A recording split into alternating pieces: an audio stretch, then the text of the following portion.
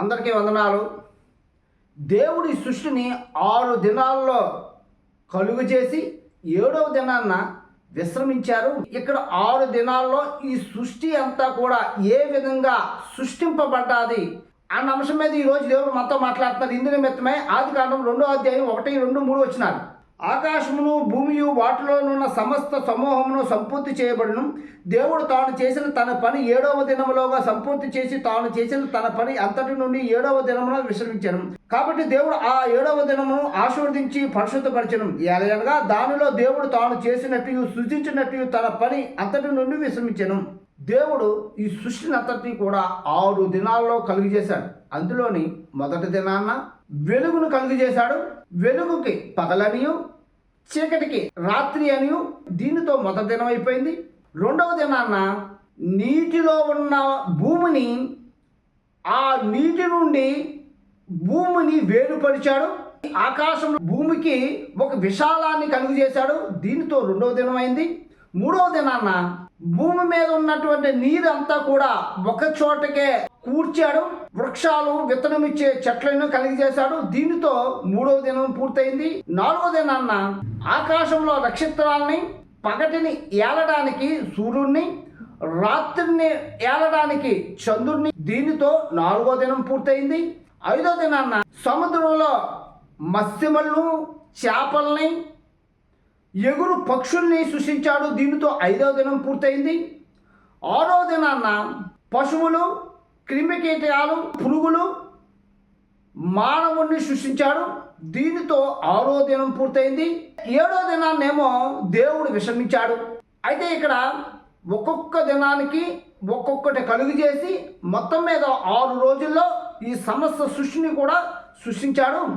అయితే ఇప్పుడు మనం జీవిస్తున్నటువంటి ఈ భూమి మీదకి కలుగుతున్నటువంటి పగలు రేయి కలిపి 24 గంటలు, ఈ సమయం ఒక దినం కాదు. భూమి ఈ సృష్టితో పోల్చుకుంటే ఒక చిన్న గ్రహం. ఈ సృష్టిలో అనేక గ్రహాలు కొన్ని వందల వేలు ఉన్నాయి. అయితే ఈ సృష్టి అంతటికీ కలిపి పగలు వెలుగు ఉంది. ఈ భూమికి ఎలాగైతే కేవలం సూర్యచంద్రులు పగలు రాత్రి అని ఎలాగైతే నియమింపబడిందో ఈ సృష్టి అంతటికి కూడా పగలు రాత్రి కూడా ఉన్నది. అందుకని ఆదిలోని సృష్టి దేవుడు సృష్టిద్దాం అనుకున్నప్పుడు వెలుతురుతోనే సృష్టిద్దాం అనుకున్నాడు. అయితే ఆయన సృష్టిద్దాం అనుకున్న ఈ సృష్టిలోని మొట్టమొదటి ఏటి వచ్చింది? చీకటి అగాధం వచ్చింది. అంటే చీకటి ఉంది. చీకటి ఉండబెట్టే కదా దేవుడు ఏం చెప్పాడు? వెలుగు కలుగును గాక అని పలికాడు. అసలు వెలుగే ఉంటే వెలుగు కలుగును గాక అని పలకడం ఎందుకు? అంటే అక్కడ ఏముంది? చీకటి ఉంది. ఆ వెలుగుగా సృష్టిందామని ఈ సృష్టికి చీకటి ఎవరు కలుగు చేశారంటే అపవాది కలుగు చేయడం మూలంగా మొట్టమొదటిగా ఈ సృష్టి ప్రారంభమే చీకటిలోనే ప్రారంభమైంది. ఆ అపవాది సృష్టించినటువంటి ఈ చీకటిలో దేవుడు వెలుగుని కలుగు చేశాడు. ఆ వెలుగు ఇప్పుడు చీకటి రెండు కలిపి ఈ సృష్టి అంతటికి కూడా ఒకసారి పరిభ్రమించి తిరిగి మళ్ళీ అదే స్థానానికి రాబోతుకి ఒక దినం అవుతుంది. అంటే ఈ భూమికి సూర్యుడు చంద్రుడు ఈ భూమి చుట్టూ తిరిగి మళ్ళీ అదే స్థానానికి రాబోతుకి 24 గంటలు ఒక దినం ఎలాగైతే అవుతుందో ఈ సృష్టి అంతటికి కూడా దేవుడు కలుగు చేసినటువంటి వెలుగు, సాతాను ఆదిలో కలుగు చేసినటువంటి ఆ చీకటి రెండు కూడా పరిభ్రమించి మరలా తిరిగి అదే స్థానంలో రాబోతుకి ఈ సృష్టి అంతటికి కూడా 1000 సంవత్సరాలు పడుతుంది. ఏ విధంగా పడుతుంది అన్నది మనకి పేతురు గ్రంథంలో వివరంగా ఉంది. 2వ పేతురు గ్రంథం 3వ అధ్యాయం 8వ వచనం. ప్రియులారా, ఒక సంగతి మరిచిపోకుడి, ఏమనగా ప్రభు దృష్టికి ఒక దినము 1000 సంవత్సరముల వలెను, 1000 సంవత్సరాలు ఒక దినము వలెను ఉన్నవి. ఇప్పుడు మనం చదువుకున్న ఈ వచనంలోని మనకి స్పష్టంగా అర్థమవుతుంది దేవుడి దృష్టిలో ఒక దినం అంటే 1000 సంవత్సరములని. అయితే ఈ వాక్య ప్రకారంగా ఈ సృష్టిలో ఒక్కొక్క దినాన్న ఒక్కొక్కటి కలుగు చేసినప్పుడు 1000 సంవత్సరాలు పట్టింది. అంటే మొట్టమొదట్లో వెలుగు కలుగును గాక అని పలకగానే ఆ వెలుగు కలిగిన దగ్గర నుండి మొదలు పెట్టుకుని ఆ వెలుగు మరలా అదే స్థానానికి ఈ విశ్వం నుంచి తన చుట్టూ తాను పరిభ్రమిస్తూ తిరిగి మరలా అదే స్థానానికి ఆ వెలుగు రావడానికి 1000 సంవత్సరాలు పట్టింది. ఈ 1000 సంవత్సరాలు అయిన తర్వాతే ఈ అగాధ జలములోని ఒక చిన్న గోళంగా భూమి అన్నది ఆ నీటిలో ఉండిపోయింది. ఇప్పుడు నీటితో ఆవరించున్న ఈ భూమిని వేరుపరిచాడు. ఈ వేరుపరిచిన దాన్ని ఇప్పుడు ఆకాశమని, మనం జీవిస్తున్నాడు దీనికి ఏమో భూమి అని పేరు పెట్టాడు. అంటే ఈ నీటిలో ఉన్నటువంటి ఈ భూమి నుండి విశాలం రావడానికి ఎన్ని సంవత్సరాలు పట్టిందంటే 1000 సంవత్సరాలు పట్టింది. అంటే భూమి నుండి ఈ నీరు క్రమేపీ జరుగుతూ 1000 సంవత్సరాల నాటికి పూర్తిగా విశాలం కలిగే సమయానికి 1000 సంవత్సరాలు పట్టింది. ఇక 3వ రోజుకి భూమి అంతా ఎలా ఉందంటే మొత్తం అంతా కూడా నీటితోనే ఉంది. ఈ నీటితో ఉన్న ఈ భూమిలో ఉన్న నీరునంతటినీ కూడా ఒక చోటకే కూర్చబడి ఆరిన నేల కనబడును గాక అని పలికి ఈ ఆరిన నేలలోని వృక్షాలని విత్తనమునిచ్చే చెట్లని కలుగు కాక అని పలికాడు. అంటే ఈ భూమి చుట్టూ నీరు ఆవరించున్న ఈ నీటి నుండి ఆరిన నేల కలగడానికి, వృక్షాలు చెట్లు ఫలించి ఎదగడానికి 1000 సంవత్సరాలు పట్టింది.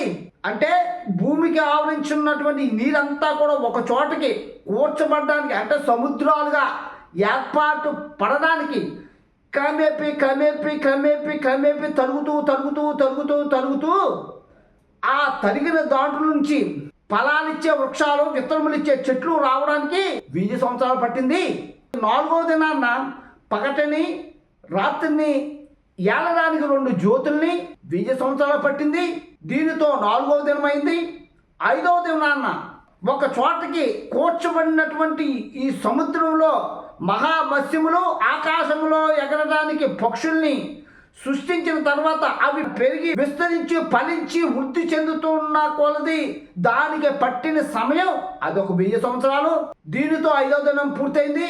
6వ దినాన్న పశువులు, ప్రాకు పురుగులు, క్రిమికీటకాలు, మానవులు సృష్టింపబడిన తర్వాత ఫలిస్తూ అభివృద్ధి పొందుకుంటూ విస్తరిస్తూ జరిగే సమయానికి 1000 సంవత్సరాలు పట్టింది.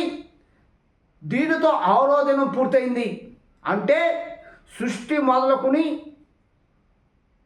6 రోజులంటే 6000 సంవత్సరాలు పట్టింది అని వచనం ద్వారా అర్థమవుతుంది.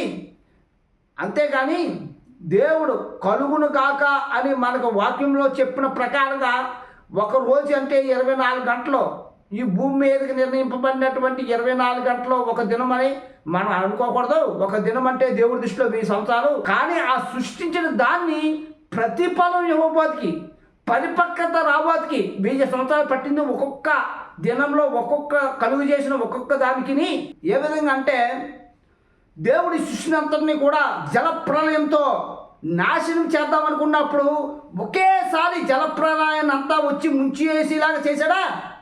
40 దినాలు పగలు రాత్రులు విడవకుండా వాన కురియడం మూలంగా ఈ భూమి అంతటి కూడా నీటితో నింపబడిపోయింది.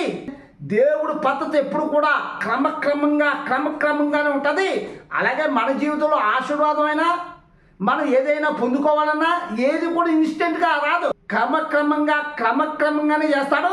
ఆ జలప్రలయం కూడా 40 దినాలు పగలు రాత్రులు కూడా విడవకుండా కురిసిన తర్వాతే ఈ భూమి అంతటికి కూడా నీరు ఆవరించింది. ఆ నీరు ఆవరించిన తర్వాత ఆ నీరు అంతా కూడా ఒకే దినాన్ని పోయిందా? క్రమక్రమంగా పోతూ చిమించుగా 150 దినాలు పట్టింది. ఆరిన నేల కనిపడేసరికి అక్కడి నుంచి పూర్తిగా నీరంతా కూడా మరలా ఒక చోటకి యథాస్థానం రాబోతికి ఇంకా కొన్ని సంవత్సరాలు పట్టి ఉండొచ్చు.